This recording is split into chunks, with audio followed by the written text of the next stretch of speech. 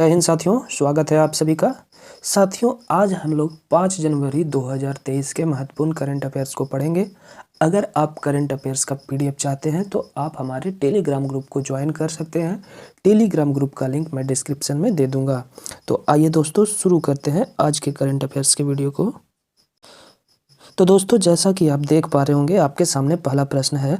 हाल ही में चुनाव आयोग ने किसे बिहार का स्टेट आइकन नियुक्त किया है? तो दोस्तों, इसका जो सही आंसर होगा वो होगा मैथिली ठाकुर। जी हाँ, मैथिली ठाकुर एक युवा गायिका हैं और उन्हें ही चुनाव आयोग ने बिहार का स्टेट आइकन नियुक्त किया है।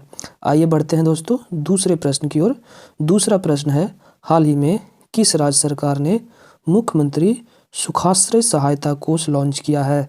तो दोस्तों, इसका जो सही आंसर होगा वो होगा हिमाचल प्रदेश। जी हाँ, हिमाचल प्रदेश में अभी हाल ही में कांग्रेस की सरकार बनी है और हिमाचल प्रदेश के मुख्यमंत्री सुखविंदर सिंह सुक्खू ने हाल ही में मुख्यमंत्री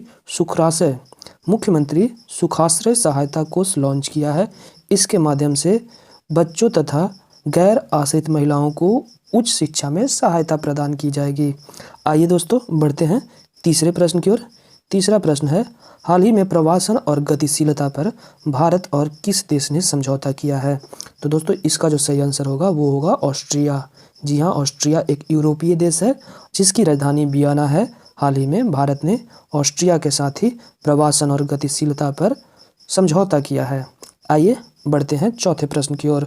चौथा प्रश्न है, हाल ही में सुमित्रा सेन का निधन हुआ, वह कौन थी? तो दोस्तों, सुमित्रा सेन एक गायिका थी और इनका संबंध पश्चिम बंगाल से था। तो याद रखेंगे, सुमित्रा सेन का हाल ही में निधन हो गया। वे एक गायिका थी जिनका संबंध पश्चिम बंगाल से था। आइए दोस्तों बढ़ते हैं पांचवें प्रश्न की ओर। पांचवा प्रश्न है, हाल ही में ब्रेकिंग बैरियर नामक पुस्तक की रचना किसने की?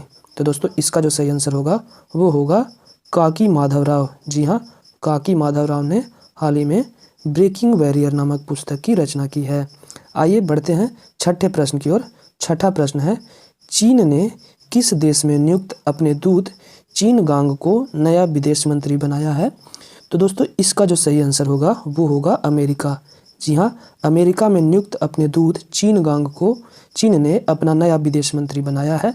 भारत में भी कुछ इसी तरह का उदाहरण देखने को मिला था जब भारत ने एस जयशंकर को अपना विदेश मंत्री बनाया था। आइए दोस्तों बढ़ते हैं सातवें प्रश्न की ओर। सातवां प्रश्न है, हाल ही में हाइड्रोजन संचालित ट्रेन शुरू करने वाला एशिया का पहला देश कौन बना? तो दोस्तों, इसका जो सही आंसर होगा वो होगा चीन। जी हाँ, चीन एशिया का पहला देश बन गया है जिसने हाइड्रोजन संचालित ट्रेन को शुरू किया है। अगर वहीं बात किया जाए दुनिया का पहला देश तो जर्मनी होगा और चीन दुनिया में दूसरे स्थान पर आएगा। याद रखेंगे। आइए बढ़ते हैं आठवें प्रश्न की ओर। आठवां प्रश्न है, रक्षा मंत्री राजनाथ सिंह ने सियोम पुल का उद्घाटन कहाँ किया? सियोम पुल अरुणाचल प्रदेश में है और यह लाइन ऑफ एक्चुअल कंट्रोल के काफ़ी नज़दीक है। तो याद रखेंगे, सियोम पुल का उद्घाटन कहाँ किया? अरुणाचल प्रदेश में। इसका क्या उद्देश्य है? तो भारतीय सेना का लाइन ऑफ एक्चुअल कंट्रोल के पास पहुंच को आसान बनाना। आइए बढ़ते हैं नौवें प्रश्न की ओर। नौवां प्रश्न है, देश में बेरोजगारी दर बढ़कर दिसंबर माह में कितना हो गया है? तो दोस्तों, इसका जो सही आंसर होगा वो होगा 8.3%। जी हाँ, देश में बेरोजगारी दर 8.3% हो गया है और यह दिसंबर माह में यह उच्चतम स्तर को प्राप्त कर लिया है।